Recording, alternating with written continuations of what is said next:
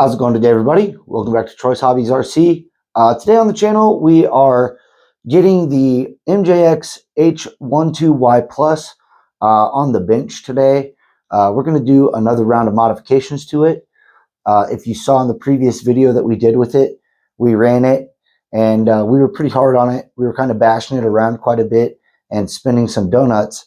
And in the process, we blew out our rear ring and pinion on our diff. So we're going to be going through the truck today, replacing that with a good set of metal differential gears. We're also going to go through the rest of the truck here and go ahead and replace the transmission gears if they need it. We're going to look at the portals. We're going to look at everything else. If it needs replaced, we're going to go ahead and do it. We have a complete set of gears here. And if there are any kind of discrepancies or anything like that, we'll figure that stuff out. But we are also going to be removing the electronics. We're going to be taking the 3500 kV motor out of this and the ESC, and we're going to be setting it aside for a future project. And in its place, we're going to be trying out the Hobbywing Fusion. This is a tried and true 2-in-1 ESC setup, good for a 2 to 4S, I believe. So you could run this thing on several different voltages. So we're going to see if this will improve its trail crawling abilities. We're not really looking for any extra top speed with this truck. It's almost too powerful and too fast for itself.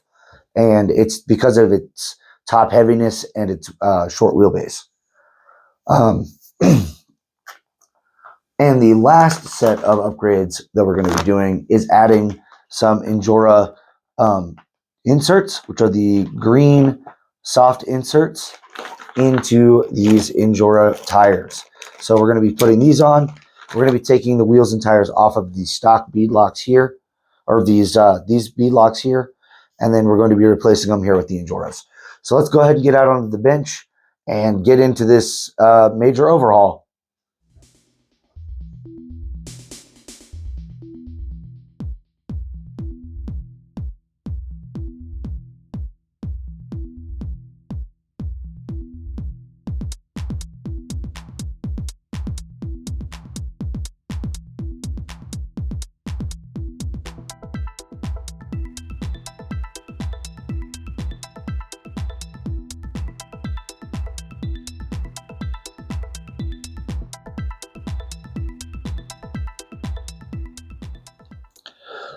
All right, everybody, we got the bead locks all put together and mounted up.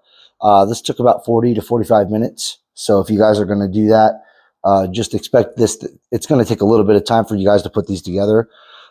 These are the Injora King Tracker tires.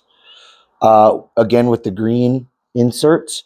They are they're a bit of a squeeze to get the inserts into this wheel and tire combination. Specifically with this type of bead lock.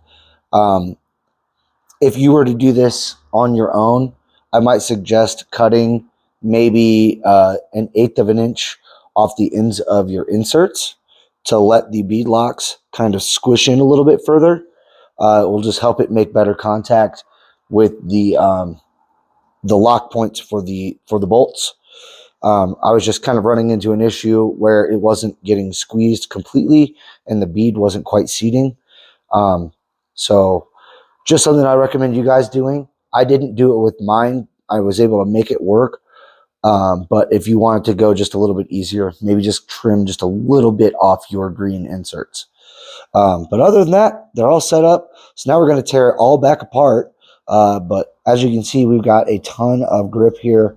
A lot more tire conformity, but we're going to go ahead and tear this thing back apart, and we're going to start tearing into the rear axle to replace what was broken, either the ring and pinion, which is what I suspect it to be, or potentially one of the portal gears. So we're going to start tearing that down next and getting that repaired.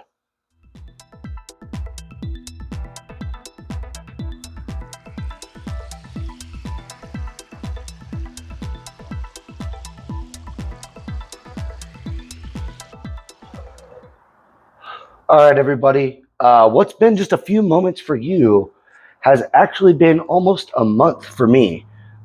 We ran into a little bit of a snag on the repair and reassembly of the axles. Let me show you guys real quick just what happened. I ended up having to order an entire new rear axle assembly simply because the part that I needed wasn't really available to fix it individually, and I also needed a drive shaft.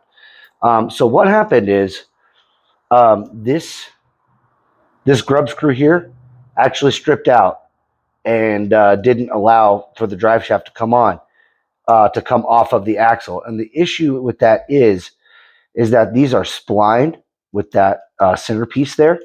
So these don't actually pull apart.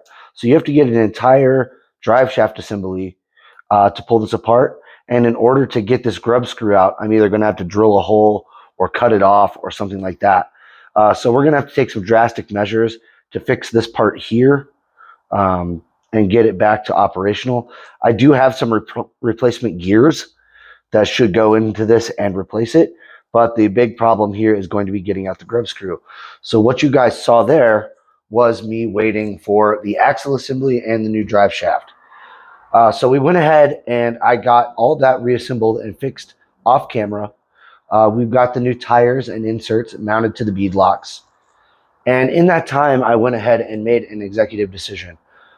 In the beginning of the video, I told you guys we were going to be swapping to the two-in-one Hobbywing brushless Fusion. We're actually going to save this for a future project. I have some upcoming vehicles coming to the channel where this motor will be far more appropriate. So we're actually going to save that motor for that application, and we're going to leave the stock electronics in this as they have all the FOC technology and everything you need as it is.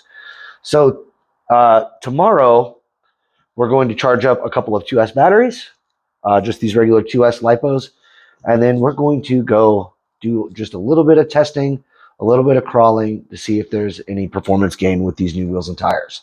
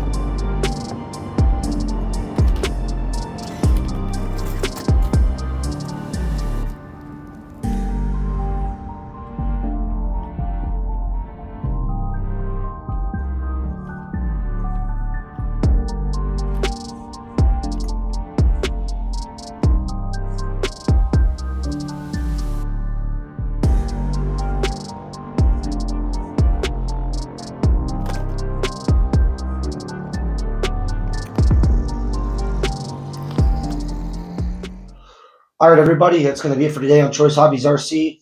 That was a run after repairing our MJX Hyper Go H12Y Plus. Today we upgraded the wheels and inserts to these Injora King Trackers tires and the soft compound 3D printed inserts that go inside of them, or the rubber inserts, pardon me. We put those in, and it definitely did improve the crawling ability. It definitely added some extra traction for side hilling, extra traction for getting up and down the rocks. It gripped better on sharp edges and things like that, and it didn't slip nearly as bad on some of the slick rocks. So the wheels and tires were definitely an improvement. However, there's a very, very large negative that we need to discuss about this truck, and that has to do with durability. Um, as you guys have been watching the series on this truck, you know that right after I got this truck, I blew a rear ring and pinion out of the rear of this truck in the locker. I replaced the drive shaft and the rear axle in this video, and in that time of going out and filming those clips in the backyard of running it no longer than 5 or 10 minutes, it stripped again. So there's definitely some sort of an issue going on with these MJX crawler trucks. I'm not sure if everybody's having this issue, but I've had it twice. And within short instances of running. The first time it happened was within the first 2 battery packs, and this time was within the first few minutes. I did take these apart. I checked all the grease in them. Everything was fine. They're pre-greased from the factory, so you don't have to worry about that. They're pre-assembled. Everything's fine. All the bearings were free. But I do believe that there is some flex under torque in these axle housings. I think that the pinions are under just enough torque to have some side-to-side lash, and it's causing the ring and pinion to strip out. And it's definitely a durability issue with this truck. The reason it's happening, and I have a theory about this, is that this truck it's only a 1/12 scale, right? It's very, very short, very small. This thing has a 3,500 kV motor in it with FOC. Okay, so that is more than double the RPMs, of a Hobby Wing Fusion. And that, I think, is causing these diffs to strip themselves out because they're under twice the RPM load, but they're under an equivalent torque load with the FOC technology. So all of the torque that would be applied to a much slower engine, all of that torque is now being applied to a very, very fast engine. And I think it's leading to some issues. So with that being said, we're going to be addressing this. I have contacted MJX about this, so we're going to see what they say about it. See if there's something we can figure out, maybe in the manufacturing process. Maybe we'll figure out what's going on with this truck. So until then, guys, I just want to say thanks for watching. Thumbs up the video if you enjoyed it, and we'll see you guys next time. Later.